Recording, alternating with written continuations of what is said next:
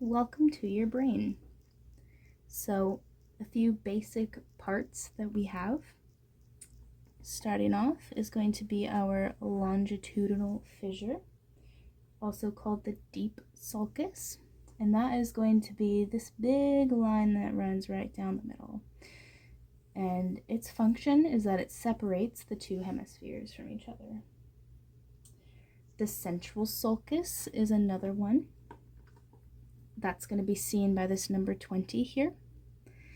And that central sulcus is what separates the parietal lobe from the frontal lobe, also separating the motor from the sensory. The sylvian fissure is also called the transverse fissure or the lateral cerebral fissure, and that's going to be represented down here by this number 28. And that separates the temporal lobe from the frontal lobe. So we have temporal and frontal. So then your borders for your frontal lobe are going to be that transverse fissure, the central sulcus, and the longitudinal fissure. And the frontal lobe is responsible for logical thinking, creativity, spatial knowledge, language, emotion, motor control, and others. Specific parts of the frontal lobe are going to be your superior, middle, and inferior frontal gyri. These are represented by the 7, 8, and 9. Special attention to 9 within the frontal lobe. This is going to be your Broca's area for speech. Moving on to the parietal lobe in the back. That's going to be represented by the purple. And your parietal lobe is responsible for sensory information as it houses the posterior central gyrus, which is represented by the number 11. And that is the post-central gyrus. So this is the central, post-central. Moving further along, we have the occipital lobe. I'll rotate here. The occipital lobe is going to be in the back, and it is responsible for visual input. It houses the occipital cortex, as you can see mainly in green, and it has superior and inferior gyri that separate the lateral sulcus. So where that 24 is and where the color changes, it's separating the parietal and occipital. Further back here, we have the cerebellum, and that is going to be responsible for balance, and that is this whole grayish section right here, represented by the number 6. Give me a second while I open it up. Okay, now that we have it opened up, this is going to be the view inside of the brain. To start off in here, we're going to look at the corpus callosum. That's going to be represented from this number 43 all the way to 41 and 42. And the corpus callosum is responsible for transferring and linking the information between the hemispheres. The number 43 in the back, posterior of the corpus callosum, is specifically called the splenium, and it is what communicates with the parietal and occipital lobes.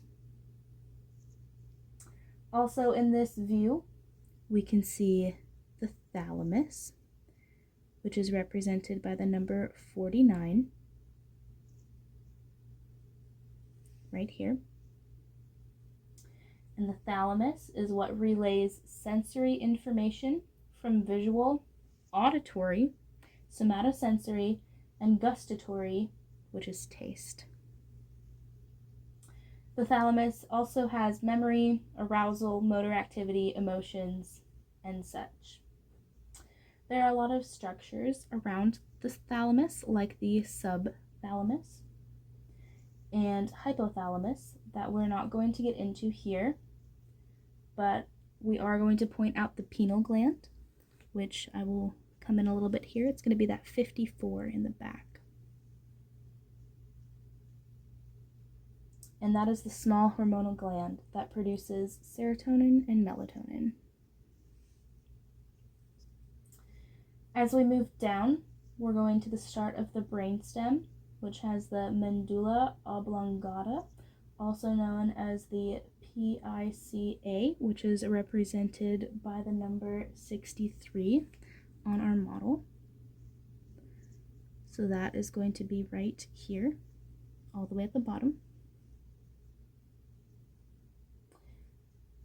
So remember, you have the three parts of the brainstem. You have the midbrain, the pons, and the medulla. So this is the medulla.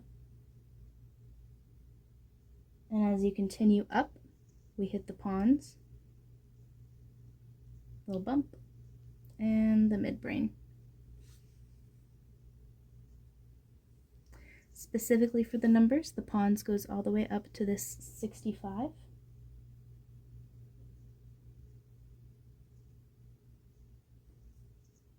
And the cerebral peduncle is what 67 is. And that connects the cerebellum to the brainstem.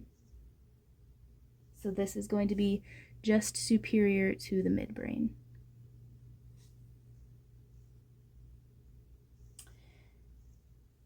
And then when we open it up a little more, we are going to see the internal capsule, which I will show you on the other half of our model.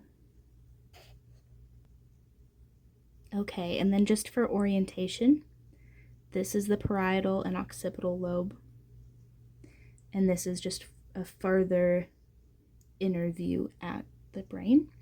So we're going to turn it, and in here at number 80, this is going to be your internal capsule, which sends the information to and from the cerebral cortex and the basal ganglia or basal ganglia. And that is this section right here next to that number 80. And next to the 83 is going to be the inferior corpus callosum. So remember, it looks like this. It's wide because it's sending information back and forth between the hemispheres. Also in this view, I can point out the gyri of the insular lobe and the lobe itself, which is going to be represented on this side by the 86 and 84. So this is the lobe that you have to separate the other lobes to get to, and that we aren't as researched in, but it is that fifth lobe. And then for the rest of this, I'm going to switch to a different model again. Okay, briefly in here, I'm going to add a view of the cerebellopontine angle. So right here is our first view that we looked at, and we identified the midbrain pons and medulla. So this is going to be the other side of that. Okay, this is the other side that we're going to take from it. This is what it would look like. And we're going to take this piece, and on it we're going to look at this number 120 that's wedged right in there. So this bulge here is going to be your pons. I'm holding the thalamus internal capsule all the way to the midbrain and medulla and pons. So we have our pons and we have our cerebellum, and that 120 is the cerebellopontine angle, and that is going to be the most common place for an acoustic neuroma to form, and that is where the vestibulocochlear nerve or auditory nerve, also known as cranial nerve 8, is. And that's going to be our nerve that's vital for hearing.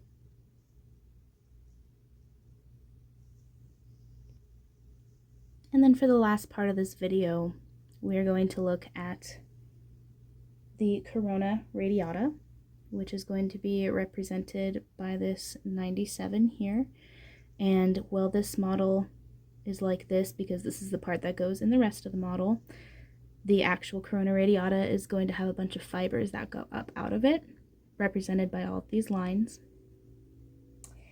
And those are the radiating fibers from the internal capsule, which is what this is.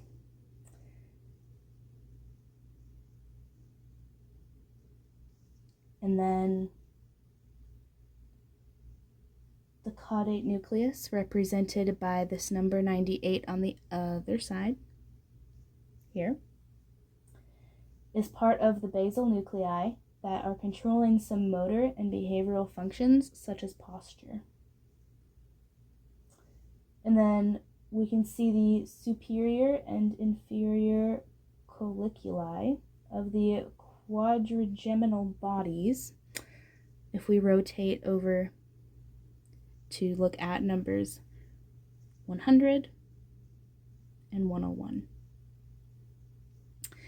And then 102 back here is going to be representative of our medial geniculate body, or the MGB.